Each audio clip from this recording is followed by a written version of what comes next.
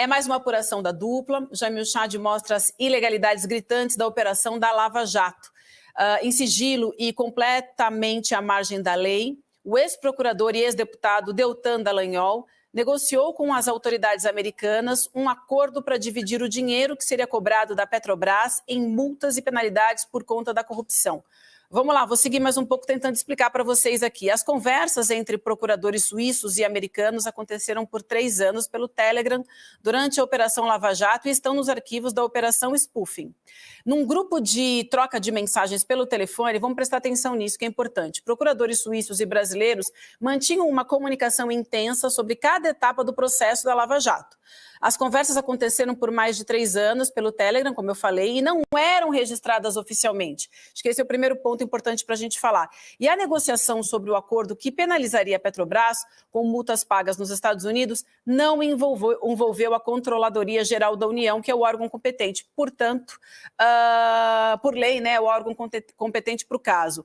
No dia 29 de janeiro de 2016, Dallagnol escreveu aos suíços para contar o resultado dos primeiros contatos entre ele e as autoridades americanas e fez um resumo do que foi tratado. Eu acho que eu vou trazer essa primeira arte com a mensagem, a gente lê essa mensagem, o que vocês acham? E aí a gente começa a nossa discussão a partir dessa primeira arte. Pode ser? Vamos assim, então? Então vamos colocar, gente, a primeira arte com essa mensagem do Deltan.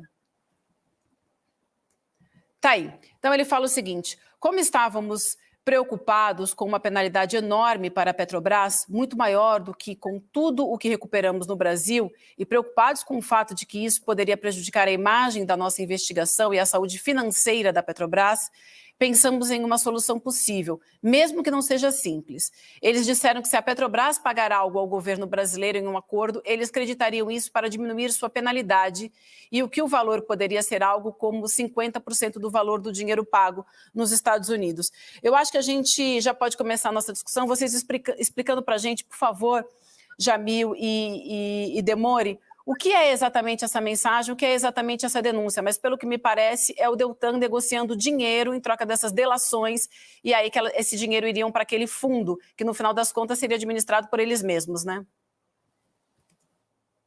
Isso. Vai lá, Jamil, dá o lead para a gente aí. Não, olha, é isso mesmo, Vivian, acima de tudo, é uma mensagem enviada pelo Deltan aos suíços dizendo, olha, nós já estamos negociando com os americanos e ele coloca de uma forma muito clara, eu acho que o Demori vai destacar essa parte também, dizendo tudo é confidencial. Ou seja, ele está dizendo de uma forma muito clara aos suíços, por um canal paralelo, por um canal extraoficial, que existe uma negociação confidencial com os americanos para estabelecer um acordo de pagamento de multas. Vocês diriam, calma aí, mas a Petrobras precisa pagar multas ou por conta ou qualquer outra empresa precisa pagar multas por causa da corrupção? Certamente, isso não é o caso. Essa não é a dúvida. A dúvida é, em primeiro lugar, por que e de que forma essa negociação aconteceu, por que ela foi feita de forma confidencial e, acima de tudo, como o Demori vai explicar muito bem, não passou pela AGU, por exemplo, que é o órgão que deveria justamente lidar também com esse aspecto. Então, é muito importante a gente entender que isso não se trata de uma reportagem dizendo, olha, uma injustiça que a Petrobras tem de pagar multas. Não, não é isso. Acima de tudo, é uma constatação de que houve uma negociação confidencial para que essas multas fossem cobradas, que isso aconteceu em coordenação entre a Procuradoria Brasileira e os americanos, que isso não foi revelado até o último momento, até basicamente a aplicação da multa, que isso foi feito, como diz o próprio Dallagnol, de forma confidencial. Nós entramos em contato com a assessoria do ex-deputado e ex-procurador, com o próprio ex-procurador e ex-deputado, e não houve nenhum tipo de resposta. O que nós perguntamos, em primeiro lugar, por que era confidencial? Por que ele avisou aos suíços que isso era totalmente confidencial? Primeiro ponto. Segundo ponto, perguntamos por que isso não foi feito pelos canais oficiais, entre outras coisas, pela AGU. Tampouco houve resposta. Então, o Deltan, na real, ele sabia que ele estava agindo à margem da lei. Acho que é importante a gente dizer isso, vou passar para você já, Demore. E aí, num diálogo de 11 de fevereiro de 2016, o procurador Vladimir Aras, então diretor da Secretaria de Cooperação Internacional da PGR da República, alertou o ex-líder na Lava Jato, o Deltan, sobre os procedimentos ao permitir a operação dos agentes americanos no Brasil. O Deltan, ele tentou explicar o motivo de ter deixado o Ministério da Justiça de fora das tratativas. A gente tem o diálogo, tá? E aí o Deltan diz o seguinte, a gente tem ali o Deltan, então, respondendo, tentando explicar o motivo de ter deixado o Ministério da Justiça fora das tratativas. Ele fala assim, obrigado, Vlad, mas entendemos com a Polícia Federal que, neste caso, não é conveniente passar algo pelo Executivo. Só que, na verdade, a gente tem uma outra mensagem, né, de 2 minutos depois, rebatendo. E aí, em que o Vladimir Aras, a gente tem aí, ele diz o seguinte, ele é bem claro aí, a questão não é de conveniência, porque o Deltan estava falando isso que não era conveniente, né? Então ele diz, não é uma questão de conveniência, é de legalidade, Delta. O tratado tem força de lei federal ordinária e atribui ao Ministério da Justiça a intermediação. Estamos negociando com o Senado um caminho específico para os casos do Ministério Público Federal. Por hora, precisamos observar as regras vigentes. Então, Demore, ele deixa isso muito claro, fala das regras, portanto, o Deltan sabia desde o início que o que ele estava fazendo era fora da lei. Exatamente. O Deltan Dallagnol, esse caso é um caso bem emblemático, né? O Deltan Dallagnol, ele estava em contato direto com o DOJ, Departamento de Justiça dos Estados Americanos, né, dos Estados Unidos, e também a SEC, que é uma espécie de Comissão de Valores Imobiliários, como se fosse a nossa CVM. Esses contatos, ele fez uma reunião com eles, uma reunião que, segundo o Deltan Dallagnol, durou 2 dias. Essa reunião não foi avisada para os órgãos competentes do Brasil, então foi feita de modo clandestino. Quem deveria participar dessas reuniões não participou, principalmente a CGU, né? Então, ele vai para o Telegram e avisa os suíços. Ele fala para os suíços o seguinte, olha, eu conversei com os americanos, tudo aqui que a gente está falando agora é confidencial e eles vão multar a Petrobras. Na época, era uma multa de perto de $1 bilhão. O que é que faz o Deltan? Ele compartilha essas informações com os suíços com o intuito de trazer parte desse dinheiro para o Brasil. A retórica do Deltan, Vivian, ela é muito bonita no texto, né? Mas a gente precisa ler as entrelinhas. O que ele fala? A Petrobras vai pagar essa multa bilionária nos Estados Unidos, é uma multa muito maior do que tudo que nós recuperamos na Lava Jato aqui no Brasil. Então, o que a gente precisa fazer, William? Trazer uma parte dessa grana para o Brasil. Por quê? 2 motivos principais o Deltan fala, tirando a hipocrisia para beneficiar o povo brasileiro.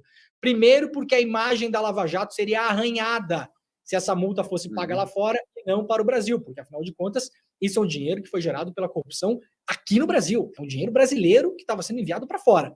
Segundo motivo, eles fazem um contrato com os agentes americanos, com o DOJ, são mais de 15 agentes citados na matéria, os nomes estão todos lá, vários nomes já tinham sido divulgados anteriormente pelo Intercept e pela agência pública, agora nós confirmamos esses nomes.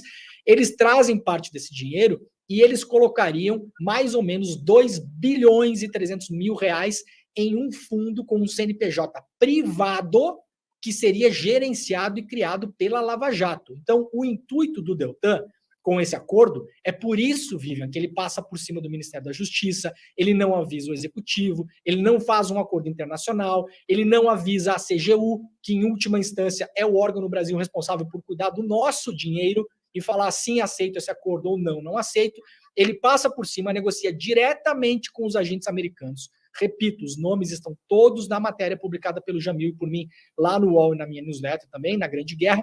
Ele avisa os suíços e o intuito dele é: eu quero trazer uma parte dessa multa para o Brasil, como de fato ela vem, e parte desse dinheiro, o contrato está na matéria também. Há um contrato que vai levar esse dinheiro para uma fundação privada, de CNPJ privado, que seria montada e organizada pela Lava Jato. Por sorte, na época, essa fundação foi descoberta a tempo. Lembremos que o ministro Alexandre de Moraes cancelou a existência dessa fundação, impediu que o dinheiro fosse parar na mão dos procuradores e jogou esse dinheiro para financiar os fundos de proteção à Amazônia. Hoje, Vivian, o CNJ, Conselho Nacional de Justiça, abriu investigação, está investigando esse fundo, esse esquema do fundo. Então, de novo, essa negociação por Telegram dos procuradores, diretamente com agentes estrangeiros, com agentes suíços, com procuradores suíços, com procuradores americanos, com policiais americanos, da maneira como ela aconteceu, ela é ilegal. Ela aconteceu nas sombras. E esse dinheiro não viria para beneficiar a população brasileira. Uma parte gigantesca desse dinheiro pararia nas mãos da Lava Jato, em uma entidade de CNPJ privado. Então, essa é a grande história. Isso é, obviamente, um escândalo. Muitos já sabíamos disso, o próprio Jamil já tinha publicado reportagens em relação a isso. Agora, essas conversas que aconteceram durante mais de 3 anos pelo Telegram são todas em inglês com os procuradores suíços, e aqui tá assim, a boca na botija, o próprio doutor falando, é tudo confidencial. Ele confessa a reunião com os americanos, uma reunião que, segundo ele, era uma reunião que aconteceu durante 2 dias, e depois ainda os procuradores brasileiros passam para os suíços os contatos dos nomes dos norte-americanos, que seriam as referências deles, os contatos diretos deles do MPF no Brasil com os Estados Unidos. Então, uma matéria bastante forte, foi muito apurada por mim, pelo Jamil, ao longo das semanas aí, e ela está publicada no UOL e lá na newsletter A Grande Guerra. Jamil, só para a gente passar aqui os números mais uma vez, só um número rapidinho para a nossa audiência aqui. Então, o acordo da Petrobras com os Estados Unidos é de uma multa, que é o que o Leandro acabou de falar, de 853,2 milhões de dólares, não são reais, milhões de dólares, e metade desse montante, me corrija se eu estiver errado, iria para esse fundo privado. É isso, Jamil? É, exatamente isso. Agora, como o Demore colocou, muito do envolvimento dos americanos nessa história da Lava Jato, a gente já começou a apurar isso há muito tempo, outras agências públicas já publicou, já divulgou algo nesse sentido, o próprio Intercept, o Demore, etc. Mas qual é a grande novidade desse diálogo? É o próprio Dallagnol, não somos nós, não sou eu, não é o Demore, não é uma interpretação de texto, é o próprio texto do próprio Deltan Dallagnol avisando os suíços que isso estava acontecendo de forma confidencial. Ou seja, não estamos aqui falando de uma, vamos assim, de um novo capítulo da luta contra a corrupção, que é justamente a forma que eles querem apresentar ou tentam apresentar a história, mas, acima de tudo, uma informação do próprio Deltan Dallagnol aos suíços de que isso está sendo feito de forma confidencial. Agora, esse é o primeiro ponto.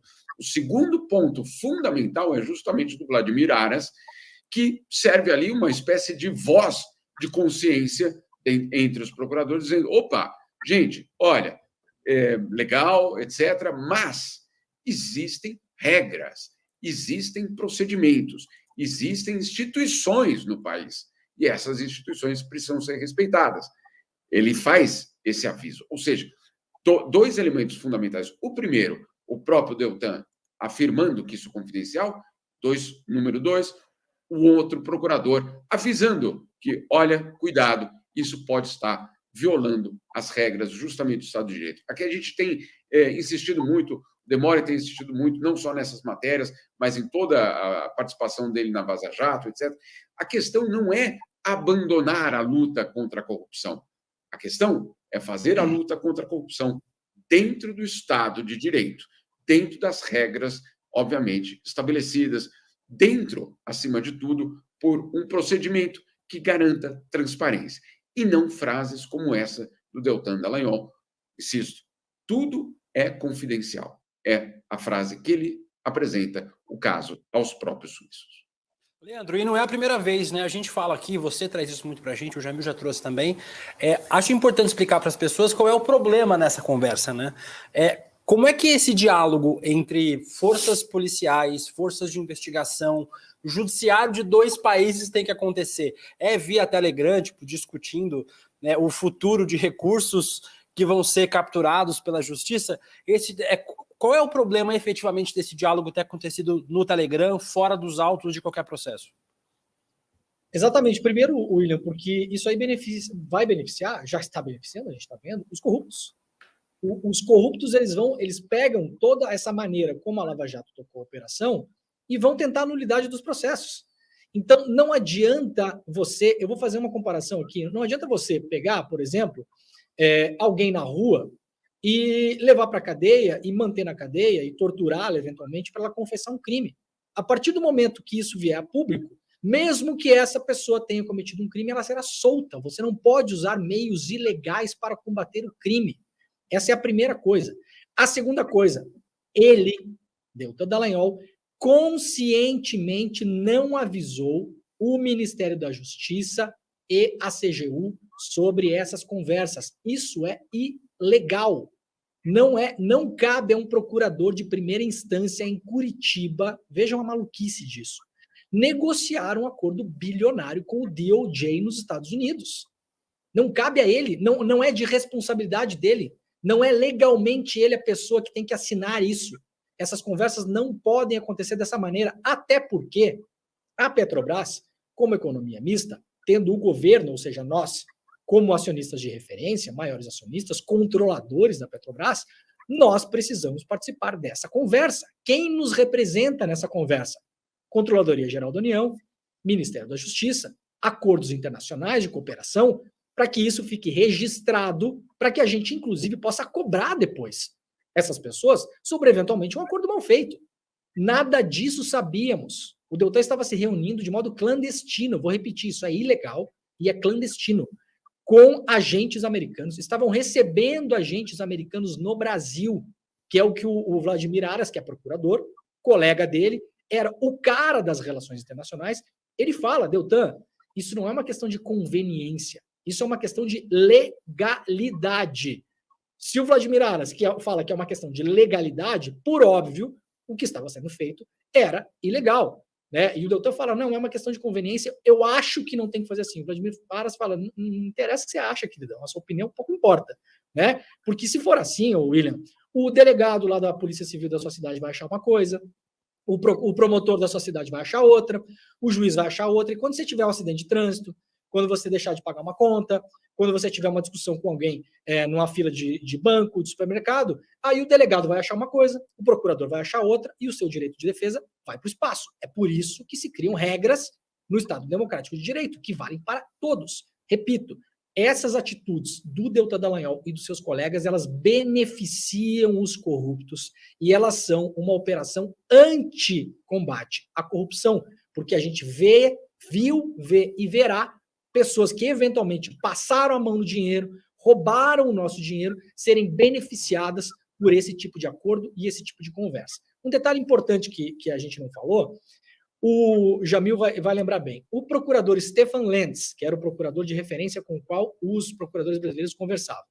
e outras duas figuras importantes, que são figuras dos Estados Unidos, que é o Patrick Stokes, que era um cara de referência para o MPF no Brasil, e também a Cara Brockmeyer. O que aconteceu com essas pessoas, o Chico Pinheiro? Olha que beleza. Eles passaram anos coletando informação pelo Telegram, que eram informações mandadas voluntariamente pela Lava Jato, de modo ilegal, vieram para o Brasil, pré-entrevistaram possíveis delatores, falaram com o Cerveró, falaram com o Youssef, levaram todas essas informações para os seus países de origem, pegaram o nosso dinheiro da Petrobras para levar para lá, com essas informações, porque eles podiam fazer isso. Então, primeira coisa, a gente deu de bandeja para eles casos que a gente não precisaria dar, e detalhe, tanto os Stokes como a moça essa hoje, a Karen, né? A Cara Brockmeyer e o Stefan Lentz, sabe o que eles fazem hoje, Chico? Depois que eles pegaram todas essas informações sobre o Petrobras, o Odebrecht, eles atuam como advogados para crimes de colarinho branco, protegendo pessoas que eventualmente praticaram corrupção. Então, o fim da história também foi esse. A Vaza Jato revelou, né, Demore e Jamil, a Vaza Jato revelou essa promiscuidade, né? Justiça com o Ministério Público, com empresas, com empresários, tudo isso num bolo só. Nunca foi combate à corrupção, isso é uma fantasia. Né? Quando você tira essa fantasia, o que fica claro é o seguinte, queriam os filhos do Januário e os outros do Poder Judiciário, queriam poder, mas é poder para fazer grana mesmo. Né? Então veja a importância, né, desse trabalho revelado pela Vaza Jato. Mostra que, sob o pretexto que cai bem na classe média brasileira, sempre foi isso, né? Vamos combater a corrupção. Por trás, né, alguém que está ganhando muito, de maneira corrupta, porque essa maneira ilegal de agir é corrupção. E queria um fundo de 2 bilhões de reais privado. Bom, não deu fundo, seu Dallagnol agora sai pedindo Pix para pagar suas continhas. Vai continuar com Pix por muito tempo, né? Isso aí. Chico, eu acho que você tocou num ponto fundamental e justamente complementando o que o Demore falou, não é só uma exclusividade brasileira, vamos dizer assim, uma história estranha dessa Lava Jato. Aqui, na verdade, você teve aí uma história que revela muito disso que você falou, da utilização do combate à corrupção para outros objetivos, né? Que é muito apelativo. Lutar contra a corrupção. Quem é a favor da corrupção? Ninguém. Né? Que cidadão está disposto a dar os seus impostos para ser transformado em corrupção? Claro que ninguém. Então, é muito importante combater a corrupção. É fundamental para o Estado de Direito combater a corrupção. É fundamental para o desenvolvimento de uma sociedade combater a corrupção. Tudo isso nós estamos de acordo. Agora, esses fatos que o Leandro trouxe são importantes, inclusive na Suíça. O que aconteceu com o Stefan Lenz, que era o procurador. Ele sai do Ministério Público, ele sai no meio da Lava Jato, não é que ele esperou terminar a Lava Jato, ele sai no meio da Lava Jato, ele deixa o Ministério Público, abre um escritório e vai vender os seus serviços, inclusive para a Petrobras, para a AGU no Brasil, para dizer, olha, se vocês quiserem a minha cooperação para recuperar o dinheiro no exterior, estou à disposição para ser contratado. Calma aí. O senhor passou um ano e meio coletando dados justamente via setor público por conta de sua atuação como procurador. E agora você vai cobrar para ajudar um outro país a recuperar o dinheiro. Enfim, como vocês veem, não é uma exclusividade brasileira, né, Leandro? Não, e nem dos procuradores, né? Vale lembrar também, Sérgio Moro, que quando caiu do Ministério da Fazenda foi trabalhar onde? Né? Foi trabalhar numa empresa privada, usando... E por quê? Porque tinha informações exclusivas, privilegiadas na condição de juiz. Quer dizer, toda essa zona no sentido de prostíbulo mesmo, essa zona que juntou Ministério Público lá, Justiça Federal, empresas, Petrobras, interesse público, fundações que poderiam ter feito, tudo isso, né, é corrupção da mais grossa. E a gente vai sabendo aos poucos. Que não se repita, né? Muito bem. Que não se repita. Jamil, vou me despedindo por aqui de você, que eu sei que você tem outros compromissos, então eu te agradeço e parabéns pela excelente reportagem. E a gente diz aqui para a nossa audiência também, vamos chamar a nossa audiência, a hora que terminar aqui o programa, gente, vale a pena, além da Grande Guerra, a newsletter do Demore, você também dá uma chegadinha no UOL e acompanhar a reportagem completa da coluna do Jamil, por favor, que aí tem a reportagem em todos os detalhes, e eles seguem acompanhando essa denúncia e todos os detalhes em capítulos a gente vai mostrar para vocês aqui no Série Primeira Edição. Obrigada, Jamil, um beijo para você, bom dia. E no segunda edição teremos Jamil com música. Jamil musical, surpresa reservado para a segunda edição, hein? Eu estava achando que ia ser na primeira edição. Tá vendo como me enganam por aqui? Mas tá bom. Tá bom. Vai ter música. Obrigada. Valeu, obrigada, olha, querido. E muito obrigado mais uma vez. Demore, um abraço e fiquem aqui ligados, porque teremos mais.